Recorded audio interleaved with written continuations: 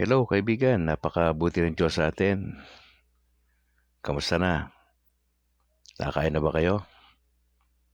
Mag-aalas 7 na sa akin sa gabi. Medyo masama ang panahon sa Bacolod eh. Kanina pa umuulan. Opo.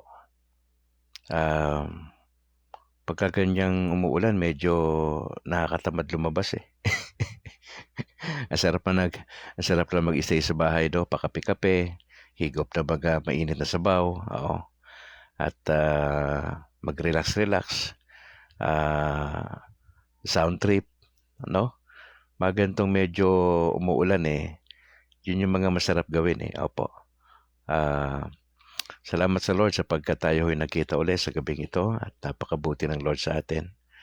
Ngayon po ay araw ng Biyernes, Agyes sa buwan ng Enero 2025.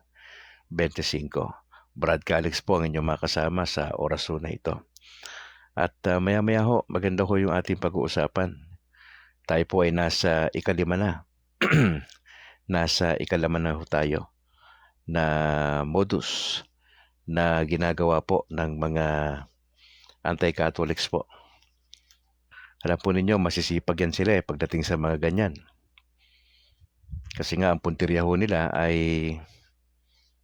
ang mga Katoliko. Opo, Gemma Gabio. Good evening po, God is good. Salamat po sa pag-join sa ating broadcast, alas 7:01 sa ating orasan sa gabing ito. Alright, siguro mag-start na tayo para hindi masayang ating oras. Medyo mahaba-haba ang pag-uusapan natin. Tayo po'y mananalangin. At gagamitin po natin guide, Edita Hubo. Magandang gabi po ate. Corazon Gagi.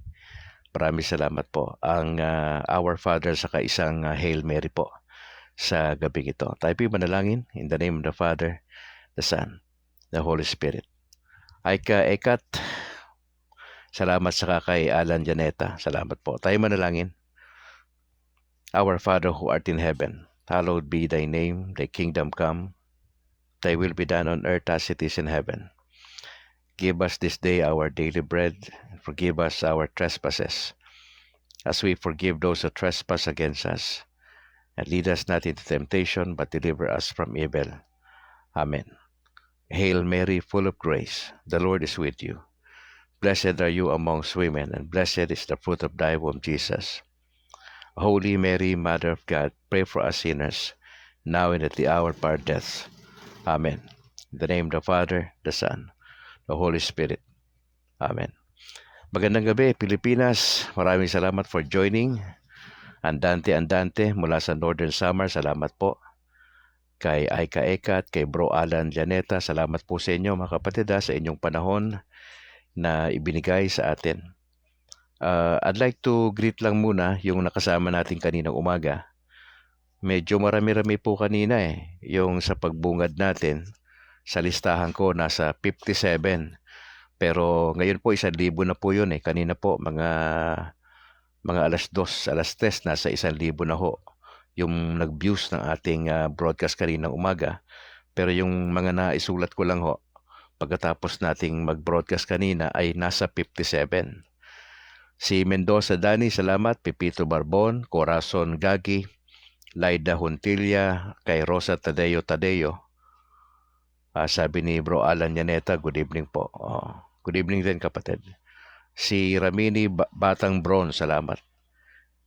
Kay Alan Yaneta, kay Rego Perocho, kay Apple, kay Darling May Peñaflor Sibonga, kay Bobby Taro, kay Louie, Junior Coronel, Ray Agaton, Romel Parado, Luciano Torrente, Ray Montano Arabaca, Nilo Bonita, Raydan Garcia, Domingo Maceda, si Edita de Mihilio, Jigs Brillas, Ray Panganoron ng Puerto Galera, si Miles Santiana, si Ellen Rose Cuerpo, Elma Mapoy, Jessa Moridas, Renato Oghayon, Misamis Oriental, si Regne Laksa, Taytay Rizal, Ranilo Delfin Lacuba, dyan sa Agusan del Norte.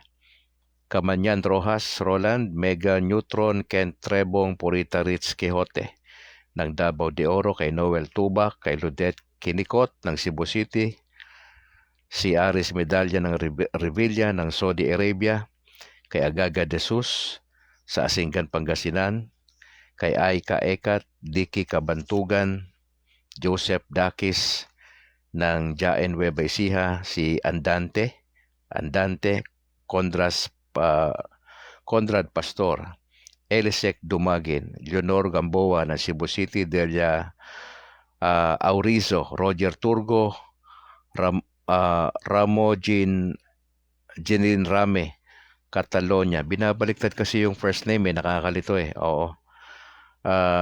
Rosary Ninoue, Reynante Gales, Jingjing Ursal, Etna Rolf. Ito, katulad na itong Etna Rolf na to. Ayad na. Medyo karamihan kasi first name binabaliktad. Ginagawa ko rin kasi yan. Okay. Kay Agaton Ray Alfante, kay Bro Mario Talatayod, Carlo Ray Ekong, kay James Walter Hibanada Tapik ng Canada. Yun yung nakalista sa akin, 57. Bro Harvey Dequila Angke, maraming salamat bro.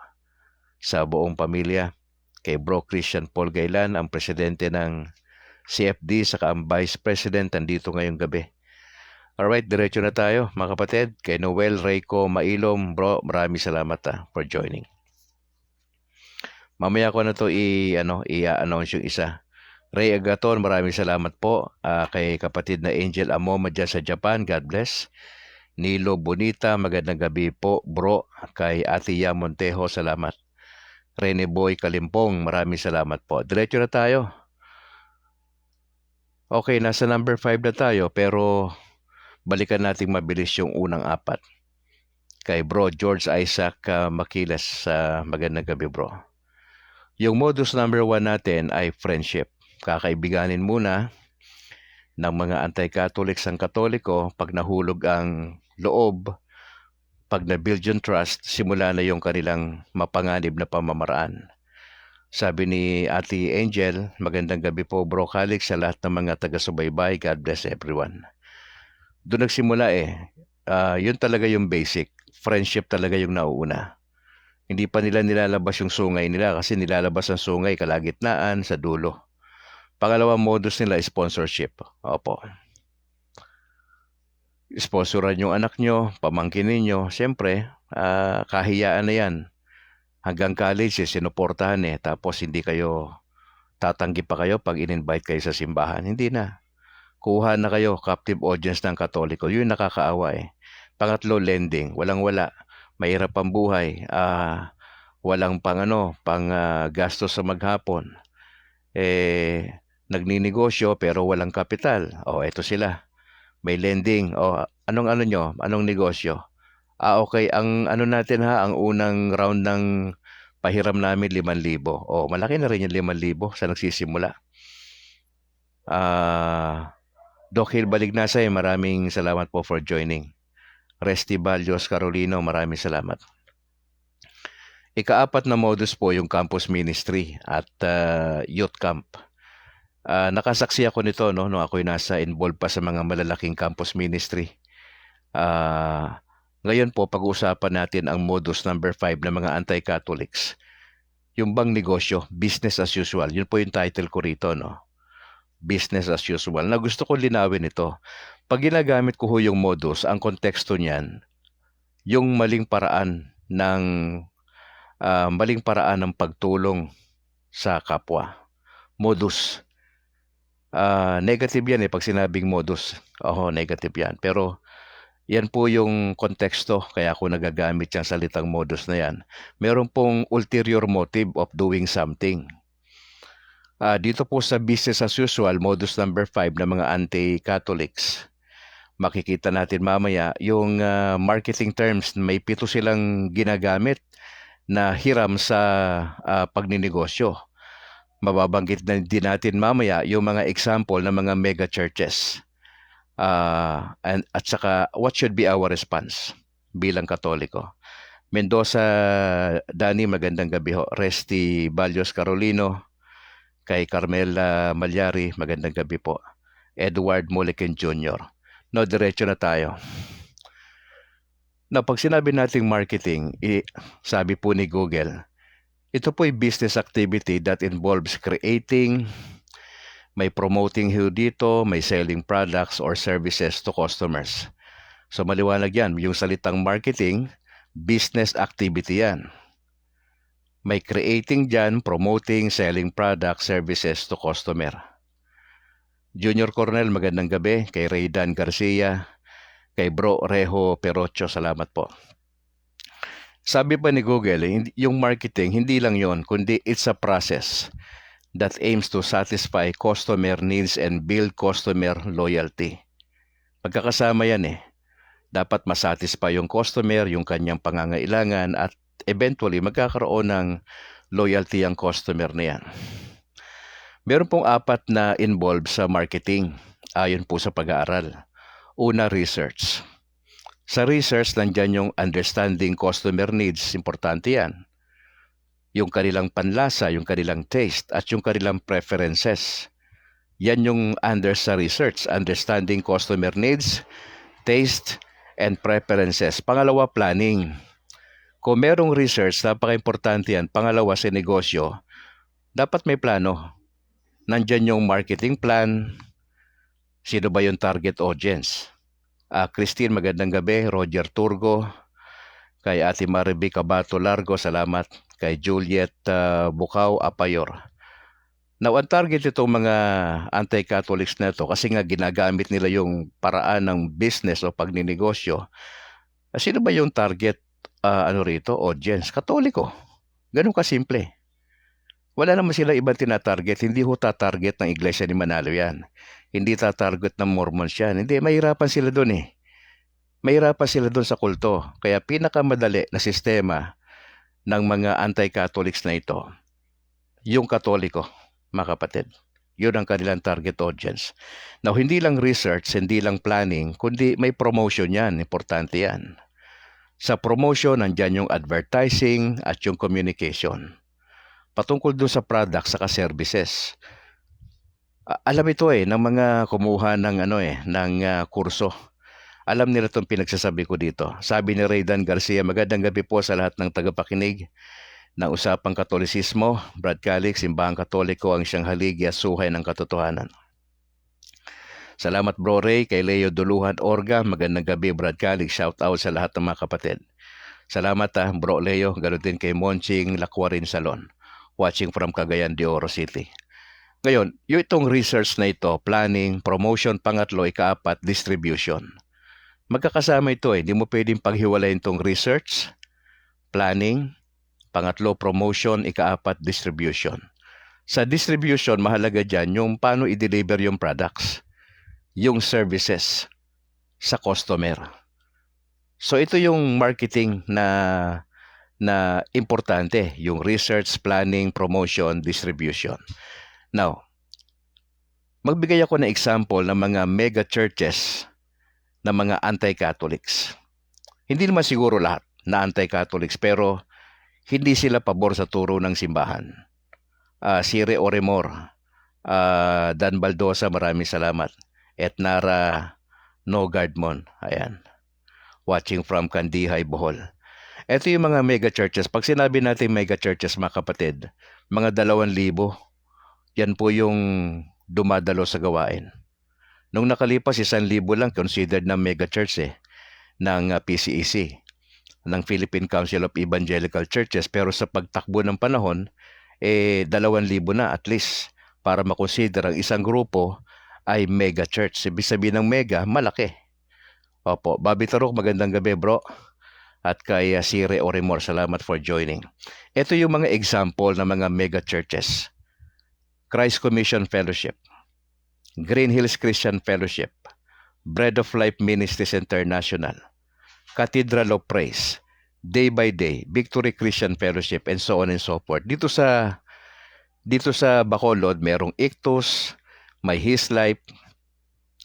At according po sa PCEC, meron daw pong 78 Christian denomination members.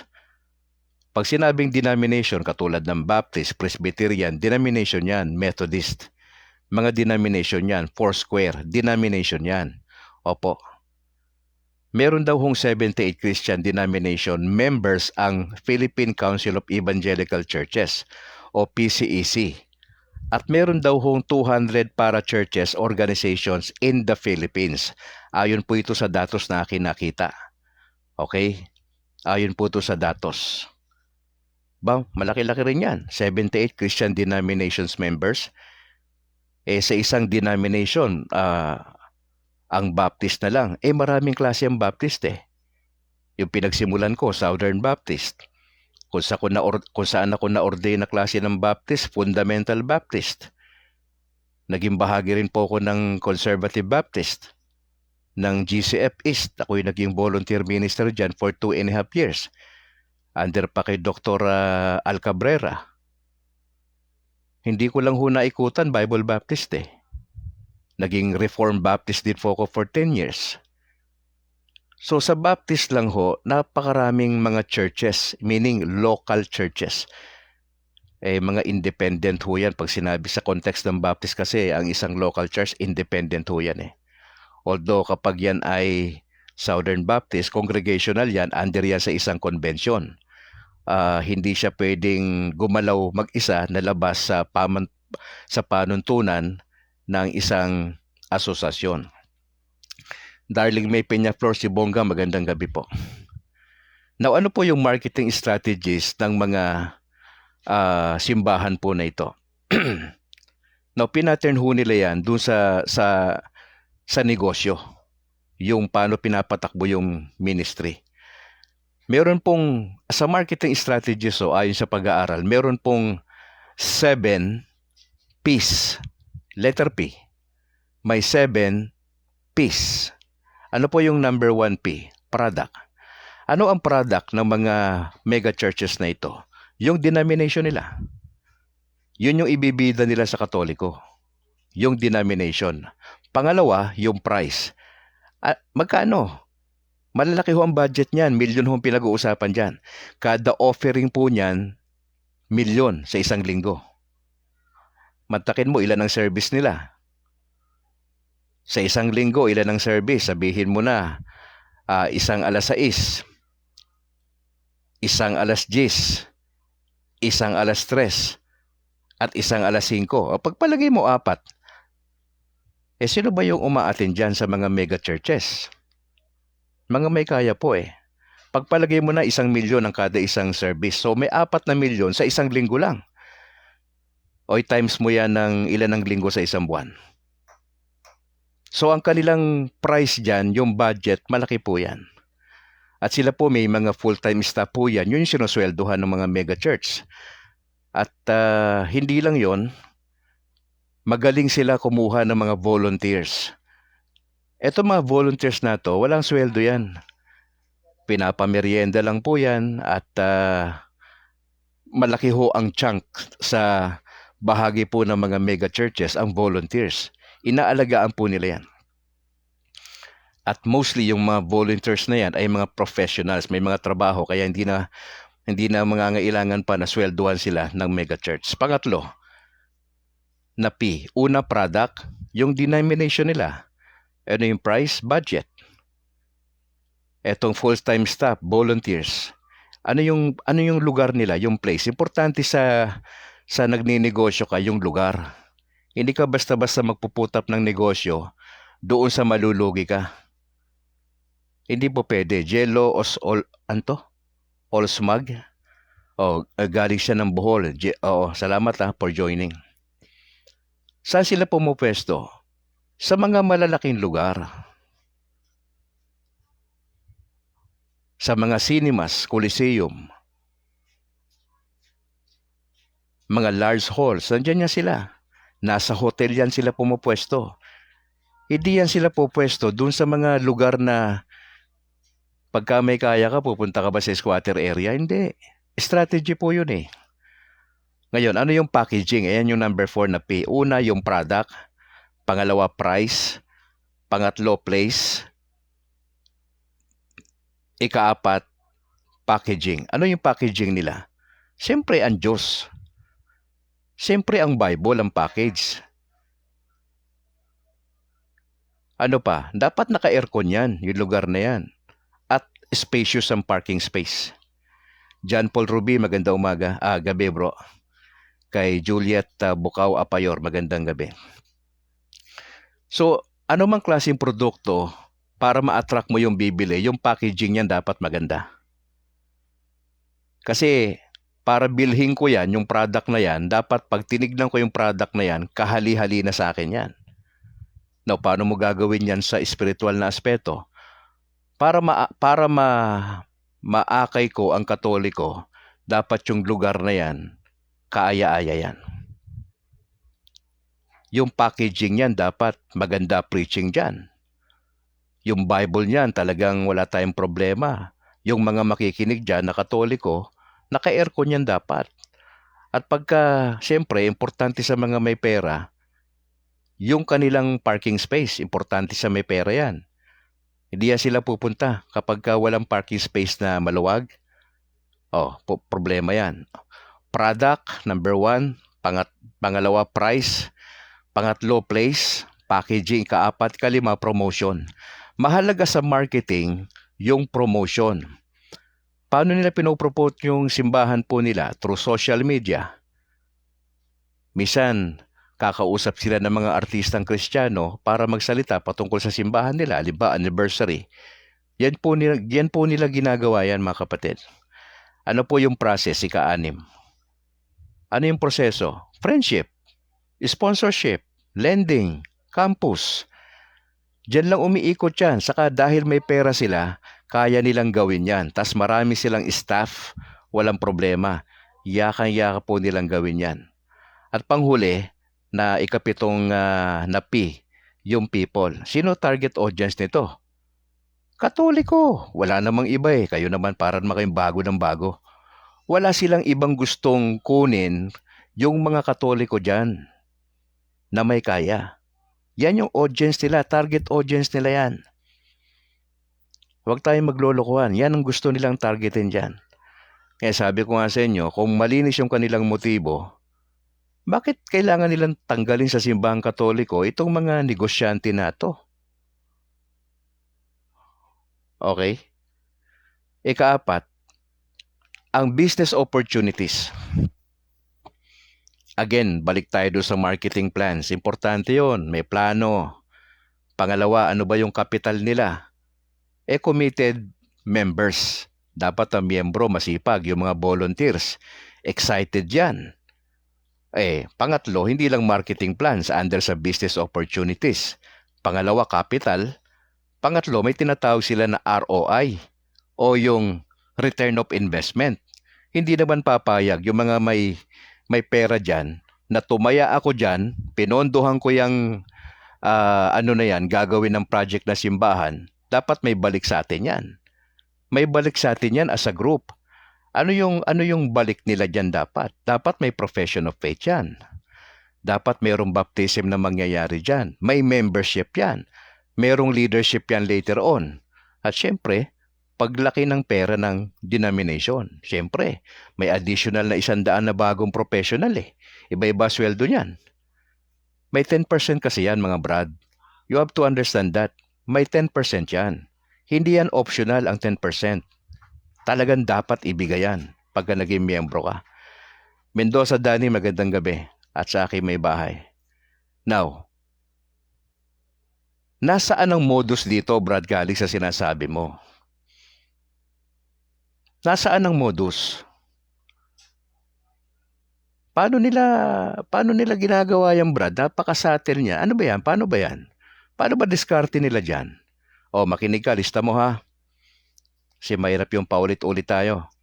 Lista mo to, kapatid, kasi gusto ko kasi ang mga Katoliko, maging aware kayo sa mga sistema ng mga anti-Catholics. Kasi wala silang ibang punteriya tayo eh.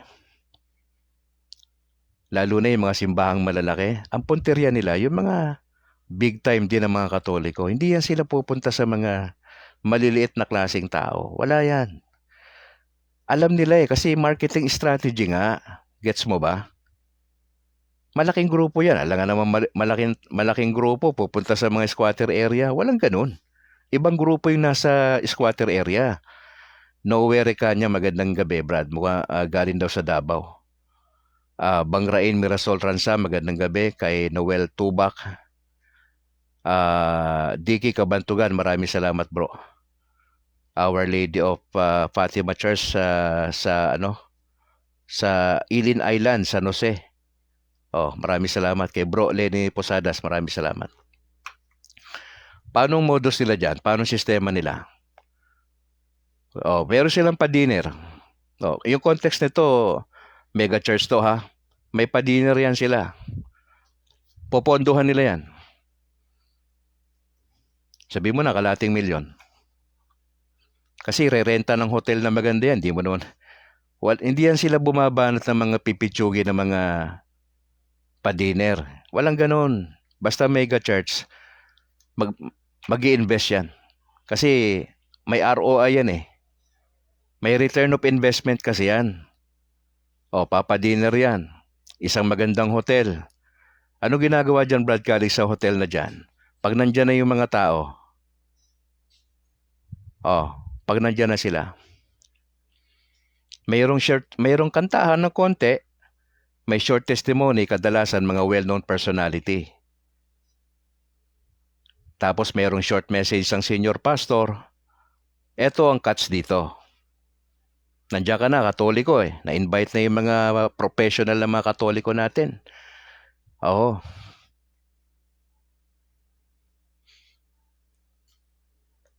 Na-invite na po sila.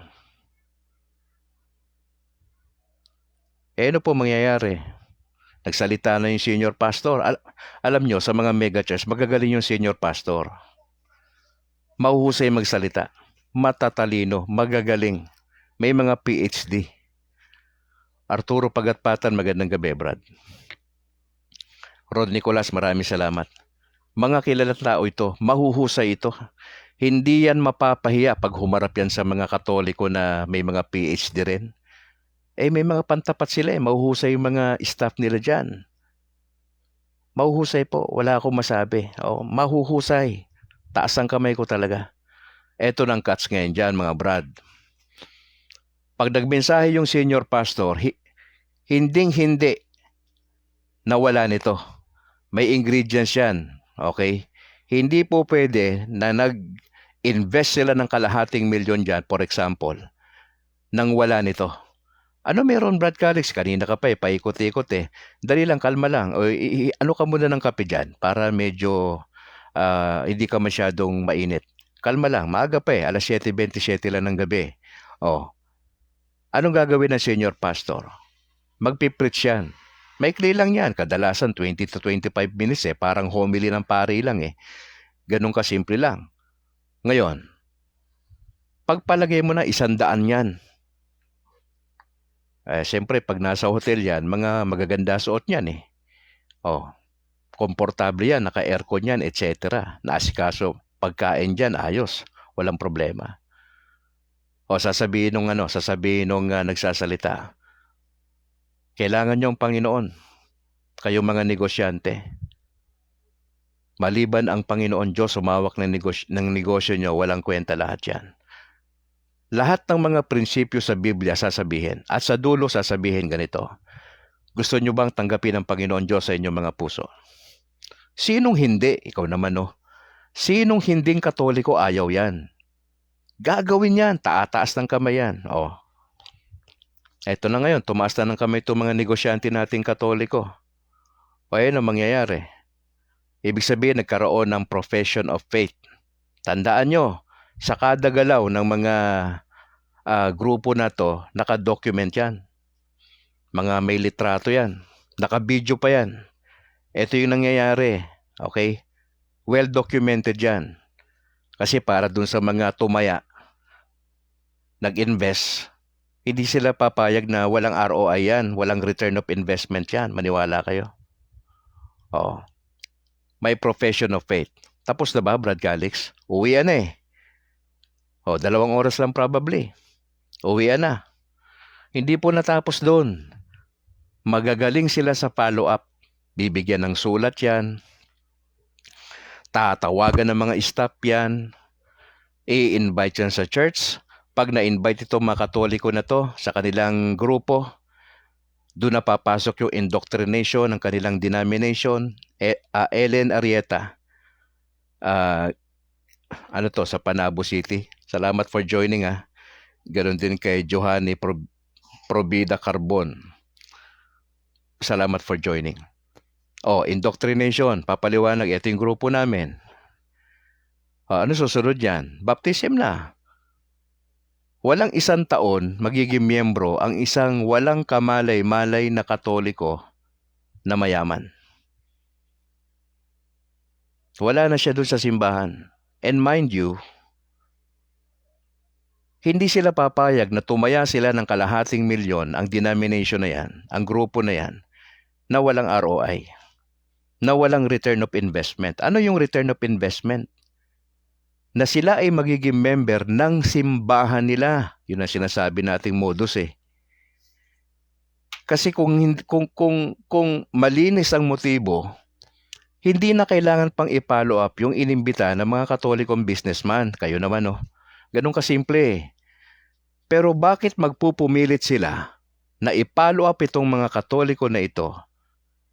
Puntahan yan sila, ligawan sila. Yung term na ligawan, alam niyo naman ibig sabihin yan, di ba? Maging kapalagayan ng loob ng mga staff. Pag na-invite nila yan doon, bitag ang tawag natin doon. Pag nandun ka na, naka-aircon ka, maganda trato sa'yo kasi may pera ka Mayaman ka kasi. Di kotse ka 2025 model yung sasakyan mo, Brad Maganda yung trato sa'yo. Sino ba namang hindi matutuwa na Katoliko na trinato ka ng maganda? Sa parokya mo siguro, hindi ka tinatrato ng pari mo ng maayos. May ganun siguro, hindi ko alam. Baka iba yung nararanasan nila sa parokya nila. Pero pagdating dito sa grupo na ito, maganda trato. Ika nga, professional yung dealing. Maski naman sigurong Katoliko na may pera, mag-iisip ka, mukhang dito na lang siguro ako. Ay, mami, try nga natin doon kasi na-invite ako ng business fellowship, blah blah blah, mga fellowship na to Mukhang maganda doon, mami, puntahan natin yun next Sunday. Nagpapaalam ba sila sa pari nila? Wala namang ganun. Hindi na kailangan magpaalam. Carla, magandang gabi. Salamat for joining. Mendoza Dani, maraming salamat. Magiging member. Napakasatel. Walang kamalay-malay. Ano lang ginawa mo? Na-invite ka lang, umuo ka. Umuo ka Nagustuhan mo kakaiba kasi. First time ka na-invite ng mga grupo na to, matutuwa ka. Sa totoo lang, macha-challenge ka. Maikukumpara mo yung simbahan mo. Grabe! Maski sinong unang Katoliko na ma-invite nila, laki ng question mark Ano yung napuntahan ko? Parang okay doon Jessa Moridas, magandang gabi. Kay Darling May Peñaflor, maraming salamat for joining. Sino ba target nila? Katoliko na businessman. Yung mga professional natin. Yung mga hasyendero natin. Sila yung mga target ng mga grupo na yan. Now, magiging hindi modus yan kung wala silang kaisipan na i-follow up itong Katoliko at i-invite sa church nila at dudoktrinahan nila. Kasi sa proseso, ang mangyayari niyan, sisiraan nila yung simbahang Katoliko sa proseso. Lalo na kung matanong ka. Ngayon, kung wala ka namang alam na Katoliko, madali ka nilang maisama. Kasi paniniwalain ka lang nila Hindi ka aral, may pera ka, matalino ka, hasyendero ka, pero hindi mo alam aral na simbahang Katolika. Na-meet mo tong grupo na itong malalaki. Magagaling yung mga pastor dyan May mga pinag-aralan po yan. Cream of the crop po yan sa seminary po nila. Tapos isang ignoranting Katoliko na may pera. Anong laban mo sa kanila? Wala. Wala kang laban. Taas ang kamay mo. Ganun po ba? Ganun po. Wala ka na. Tapos na. Sasabihin mo ba yan sa pare? Hindi. Hindi mo sasabihin sa pari mo yan, yung mga karanasan mo na yan. Resti Valios Carolino. Ngayon, what should be our response as Catholic? Nangyayari ba ito talaga, Brad Calix? Matagal na po. Matagal na pong nangyayari yan. Hindi lang nabibigyan ng emphasis. Nagbubulag-bulagan lang yung mga leader ng simbahan. Parang wala lang silang pake na nababawasan na ang Katoliko. Nabawasan ba ang Katoliko, Brad Calix? Yes! Ano ba kayo? Palibasa, hindi nyo tinitignan yung mga miyembro kung sa anong oras ka dumadalo ng misa kami dumadalo ng misa alas 7, minsan alas 9. Alam namin kung napupuno kami o 3/4 lang kami. Madalas puno kami. Ilan ba yung capacity ng parokya nyo? Sa amin, more or less, nasa 2 to 300 para mapuno yan Yung parokya nyo, baka mas malaki pa. Ang sabi ni Bobby, walang maliligaw na Katoliko kung walang tamad na pag-aralan ng turo at aral ng Santa Iglesia Katolika. Sabi ni si Bonga, bro, nakadepende naman kasi. Wala naman ako kaalaman pero ni isang sulpot wala silang nagawa sa akin. Pag sinasabi niyang sulpot, ito yung mga protestanteng simbahan, yun po yung konteksto niyan. Pag sinabing sulpot na grupo, yung mga non-Catholic po. So what should be our response sa ganito? Kung nangyayari to, pababayaan na lang ba natin yung mga Katoliko nating mayayaman na mabibingwit na mga to? Anong gagawin natin? Tayo na lang. Huwag na nating idamay si Father dito sa usapan. Anong gagawin natin? May kasama tayo. May pera, may impluwensya, mayaman. Umaati na doon. Kasi na-invite ng fellowship Anong gagawin natin? Mag-ingat po tayo. Kasi sila, nag-enjoy na siguro sila doon. Nakakailang ate na sila doon. Naka-aircon kasi. Maganda yung lugar na pinagdadausan Ang laki pa ng parking space. Sa parokya natin, halos kung saan-saan ka nalang mag-parking. Beware na lang. Mag-ingat. Pangalawa, huwag nyo silang entertainin. Ganun naman kasimple. Titigil itong church planting movement ng mga major denominations sa Pilipinas. Titigil yan. Wala ng church planting na mangyayari 2025. Itong mga major denominations. Kung anong gagawin natin Katoliko? Huwag natin sila entertainin. Ganun kasimple. Huwag na natin sila entertainin. Kasi alam natin yung modus nila. Ano yung modus nila? Kakaibiganin ka. Para saan? Para maging member ka ng simbahan po nila. Sa proseso, habang ginagawa yon para maging member ka, sisiraan yung simbahan natin. Yan ang trabaho nila. Wala silang ibang ginagawa. Siraan ng Katoliko sa social media. Maraming mga pabebe na mga batang pastor kung ano-ano sinasabi dyan sa social media. Nagmamagaling, akala nila, alam nila, nabasa na nila yung Catechism of the Catholic Church. Hindi naman nila nabasa. Ano pinagtatanggol nila? Denomination nila. Mamamatay sila doon sa denomination nila na na-brainwash din lang naman sila sa seminary. Hindi naman talaga nila inaral yung tinuro ng profesor nila. Naniwala lang din sila para makapasa sila doon sa pagsusulit.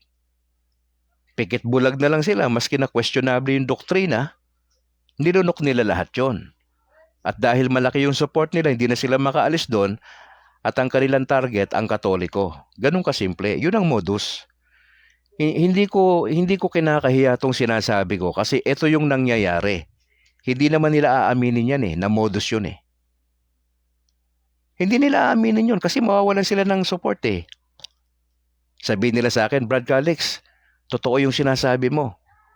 Ano kasunod yan? Pag naniwala itong mga to ngayon. Pag pumanig sa akin yan. Ano resulta niyan? Aalis sila doon sa denomination nila. Ang tanong, saan ang supportan nila? Asan ang 10% nila pag umalis sila katulad ni Brad Calix? Wala akong 10%. Wala akong inaasahan every Sunday. Wala. Biyaya lang ng Diyos, wala ko inaasahan. Hindi nila kayang gawin yon kasi mawawalan sila ng suporta. Yung 10% kada linggo, importante sa mga manggagawa po yun. Doon umiikot yung buhay po nila eh. Kaya kung sakaling maniwala man sila sa akin, sabihin lang na sa akin, Brad Calix, ikaw na lang dyan kasi hindi namin kayang sumabay sa'yo kasi wala na kaming support. Katulad mo, mawawalan kami. Sa kami titira. Yung mga anak ko nasa kolehiyo na, paano na to? Graduating na to eh.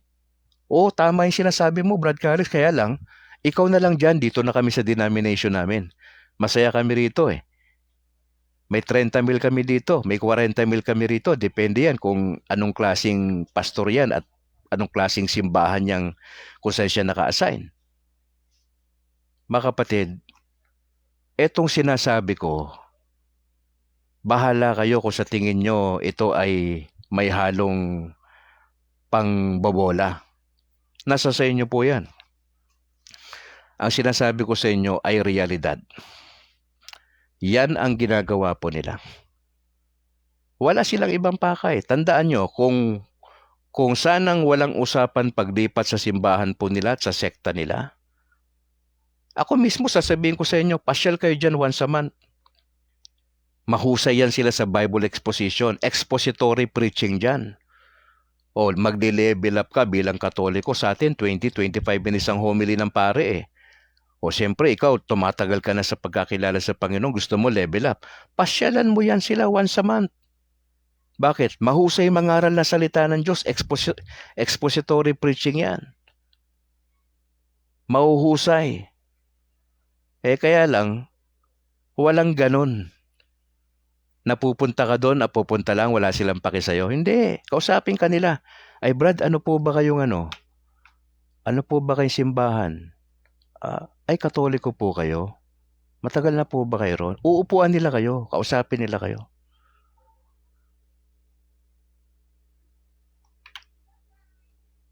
Kakausapin nila kayo. Eventually, aalis ka sa simbahan mong Katoliko at doon ka napupunta.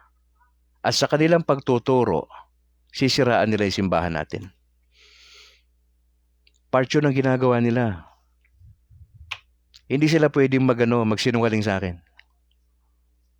Magpaprangkahan lang kami, magpapahiyaan lang kami. Na totoo yung sinasabi ko. Yan yung modus. Hindi ako takot sabihin yan, maski nung sino pang haharap sa akin. Hindi ko babawiin yung sinasabi ko. Kasi totoo eh. Kung malinis ang intensyon sa mga Katoliko, bakit kailangan yung i-follow up? Bakit kailangan yung puntahan sa bahay? Bakit kailangan yung i-video call pa yan? Bakit kailangan yung pakitaan pa ng magandang trato yan? Dahil ba mayaman, may pera, may kotse, at makikinabang sila later on? Pandagdag sa kanilang business? Ang sinasabi ko mga Katoliko, ito'y naka-address ang sinasabi ni Brad Calix para sa inyo, hindi para sa kanila. I am talking to you, not to them. Bakit? Bilang Katoliko, naawa ako sa mga Katoliko dahil ignorante, hindi nagbabasa ng salita ng Diyos, walang alam sa doktrina ng simbahang Katolika. Kaya pagka sila na-invite ng mga anti-Catholics, mga Protestante at mga Evangelical at mga kulto, madali tayong sumasama. Madali tayong nabibitag. No, kaya ako tumatayo rito. Kaya ako nagkakampanya para sa inyo. Now it's up to you. Narinig mo yung series ng modus? May dalawa pa. Ang tabayanan mo bukas sa kasalinggo.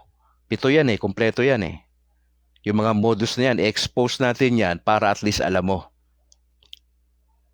Sinasabi ko yan para maging aware po kayo. Kasi panahon na para hindi tayo malagasan ng miyembro. Panahon na para hindi tayo malagasan ng miyembro.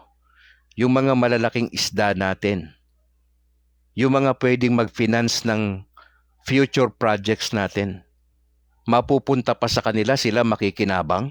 Tayo kailangan natin sila makikinabang kasi meron silang marketing strategy na yung simbahang Katoliko walang ganun.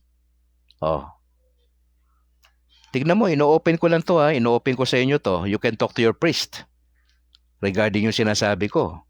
Pwede tayong makipag-usap sa ating bishop sa diocese natin para lang tignan itong possibility na to. Ano ba talagang gagawin natin? Oh. Conrado Aballe II, mula sa Mulabi, Zamboanga del Sur. Ami Joaquino Sano. Yan, Don't entertain them. Beware. Ikalawa, don't entertain them. Kakatok sa bahay nyo yan, sabihin nyo lang, simple lang. Ay, pastor, pasensya na po kayo, Katoliko po kami. Meron kaming pag-aaral kay Brad Calix. Kontento na po kami doon, pasensya na po kayo. Marami kaming gagawin. Sige po. Pangatlo, be loyal to your church. Love your church. Yan ang simbahan na itinayo ng Panginoon Diyos. Ang sabi sa Bible, I will build my church. Hindi sinabing my churches. Sabi ni Jesus, I will build my. Nasa singular form. Ang church. At ang church na yan ay ang simbahang Katoliko. Wala na po iba. The rest, lahat po yan sulpot. Lahat ng major denominations na galing sa ibang bansa, sa England, etc., kung saan man lupalop yan, lahat po yan, mga hindi po totoo yan. Bakit hindi totoo, Brad Calix? Kasi ang founder nila tao. Tao ang founder nila. May mga sarili silang doktrina na inimbento na wala nga sa Biblia eh. May mga practices sila na ginagawa na wala nga sa Biblia eh. Tapos sasabihin nila sola eskriptura sila. Tama na yung mga panluloko nila. Tama na yung mga ginagawa nilang kabulastugan sa mga Katoliko. Tama na yun. Hindi na tayo papayag. Etong 2025, maging matigas na tayo sa isang banda. Hindi natin sila actually kailangang awayin eh. Simple lang. Ay, pasensya na po kayo. Katoliko po kami. Huwag nyo na silang entertainin kasi the more na ini-entertain nyo sila, makukulit yan. Be loyal to your church. Ikaapat, be a member ng CFD, ang Catholic Faith Defenders. Mark Lingas. Sabi niya, kahit nagbasa na, hindi pa rin alam ang binabasa. Medyo may problema nga talaga yan. Oliver Catol Getaruelas, maraming salamat. Nathan Rose Iligan, salamat Oo. Dapat tayo cute. Ano yung cute natin? It stands for CUTE. Catholic until the end. Dapat lagi tayong cute, ha? Huwag nyo na silang pansinin kasi pag pinansin nyo sila, magkakaproblema lang tayo eh. Sino to? Bernardito Jr. Hill. Salamat sir sa payo nyo. Okay. At pang-lima, be involved in an apostolate. Pag sinabing apostolate sa context natin, yun yung ministry. Ang apostolate ni Brad Calix online. Dito na ako eh. Dito umikot ang buhay ko eh. Nung pandemya, ito na umikot ang buhay ko sa online. Ito ay dating Kainos Life, yung ginagawa natin. After ko mag-public declaration na iniiwan ko na yung pananampalatayang baptist ko noong December 3 last year, pinalitan na natin yung pangalan natin. Dati tayong Kainos Life, ngayon Kabrad na. Kasi hindi na nga ako pastor eh. I'm demoting myself. Hindi na ako pastor. Isa na ako layman. Layman ako na preacher dito sa online. At yung trabaho na pinagagawa ng Lord sa akin, magbigay ng babala sa Catholic community nationwide. Yun po yung pinapatrabaho sa akin ni Lord. At ginagawa ko lang po. Ami Joaquino Sano. Laban po tayo mga Katoliko. Let's defend our faith. Ayan. Huwag kayong mang-away ha. Hindi ko kayo sinasabi mang-away kayo sa mga yon. Mga tropa naman natin sila sa isang banda. Kaya lang, hindi natin gusto yung mga ano nila, ginagawa nila sa mga Katoliko. Mga tropa natin sila. Oo, mga tropa pa rin. Kaya hindi natin sila pwedeng ano yun eh. Ano lang, kalma-kalma lang kayo ha. Sinasabi ko lang to. Para at least aware kayo. Graymar Nicole Padiranga Akasel. Ang dami natin bago ngayon ah. Oh.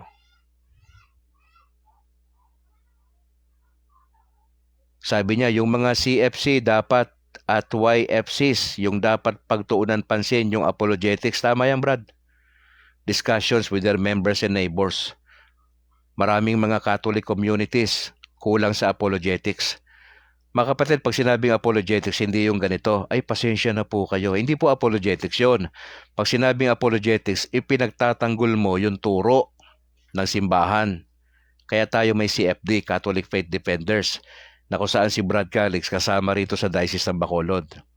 Oh, andyan pa ba kayo? Mukhang tinutulugan nyo na ako. Yan na naman ginagawa nyo eh. Huwag kayong matulog, di pa tayo tapos. Elma Labares, magandang gabi ho. Sam Rose Gepitulan. Pasensya na po medyo mabilis po yung pag-akyat ng ano eh. Tama yung sinasabi mo, Brad Calix. Isang malaking modus ang strategy ng mga sulpot. Ayan. Ang bilis talaga. Ang bilis Bilis na akyat. Maiya Rodriguez Acohedo. Okay. As I close mga kapatid, alas 7:51 na. Magro-rosaryo pa tayo eh. Kung gusto nyo mag-join sa pagro-rosaryo natin, mga lalaki po, mga tatay, nahamon ko kayo ha. Kasi ang pagro-rosaryo, pambabae lang yun, ang alam natin eh. Hindi po totoo yan, chismis lang po yun. Ang pagro-rosaryo, dapat ang tatay, nauuna tayo dyan ha. Join kayo. O Herman Heromino Rebille, magandang gabi po. Si Bing Dinglasa Pales, magandang gabi. Brad, sabi niya, God bless you on your Catholic journey, bro. God really loves you because He leads you to His church. Praise the Lord. Sino ba mag-aakala?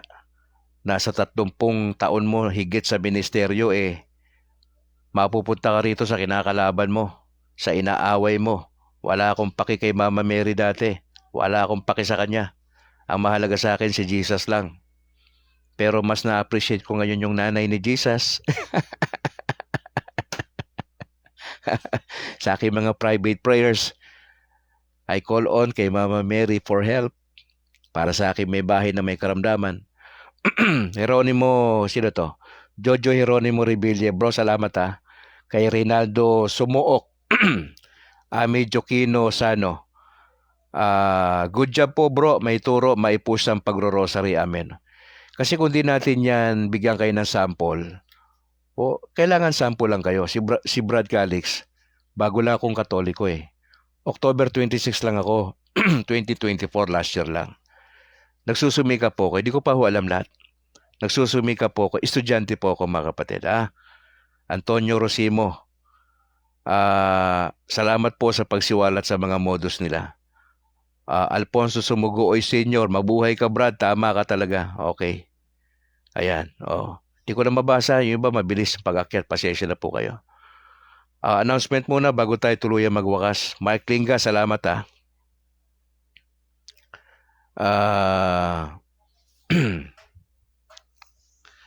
announcement po. Bukas magkakaroon po ang Catholic Lay Apologetic Seminar ng pagtuturo po doon sa mga would-be members po ng CFD.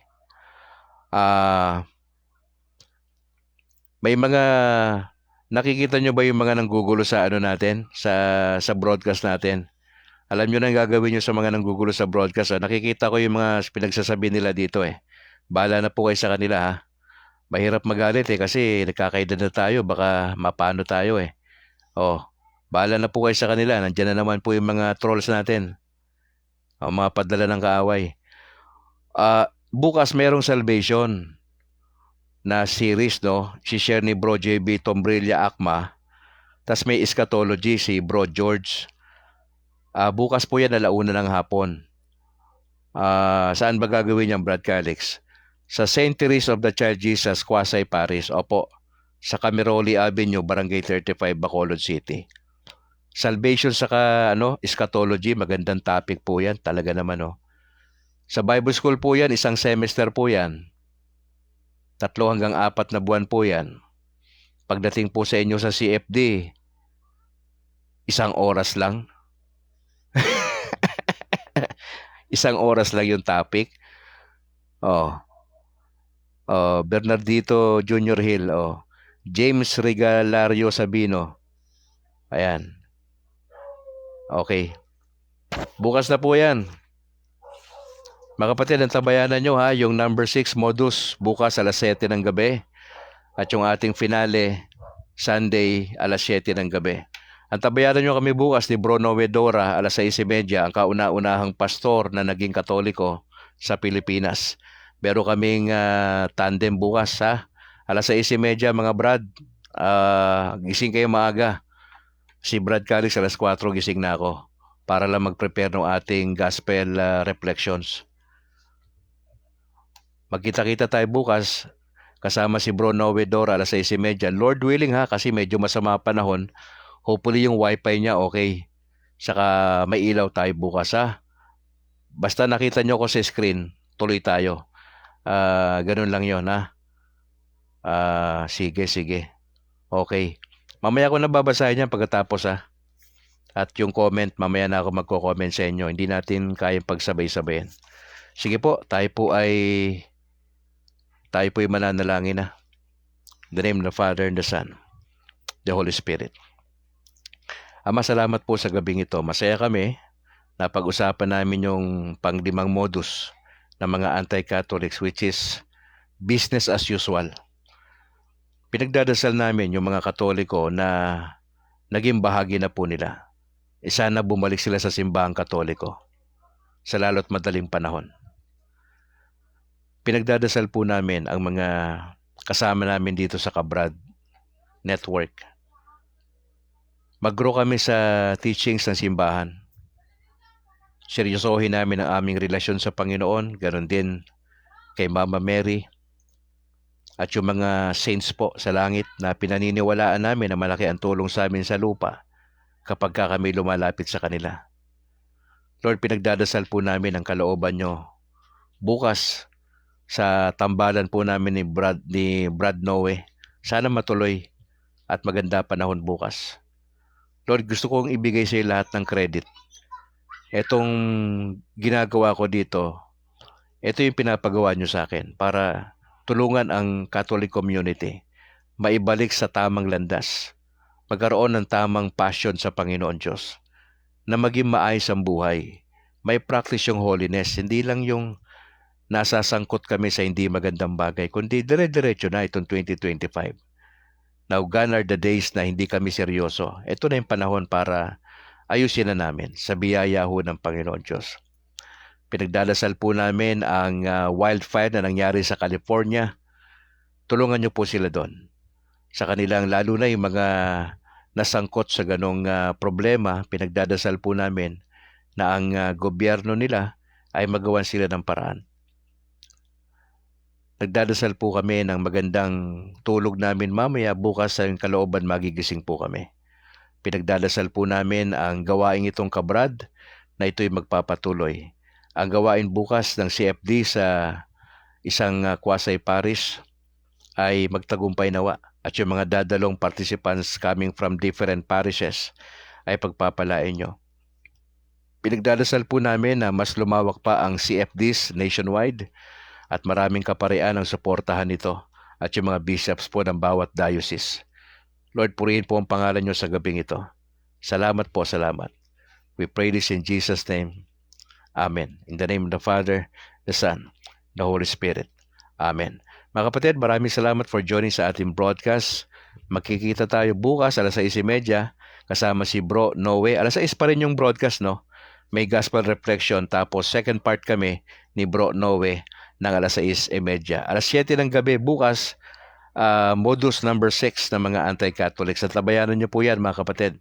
Sa ngalan po ng aking may bahay na si Annalyn Ledesma Calixtro at yung aming 2 anak na si James Philip at Alana Grace. Brad Calix mula rito sa Negros Occidental. Shout out sa aking father si Reverend Father Luan Torrefranca ng San Juan Nepomuceno Parish Church dito sa Sumag, bahagi ng Bacolod City. To God be the glory. Ingat po kayo. Pakishare yung videos natin mga kapatid ha.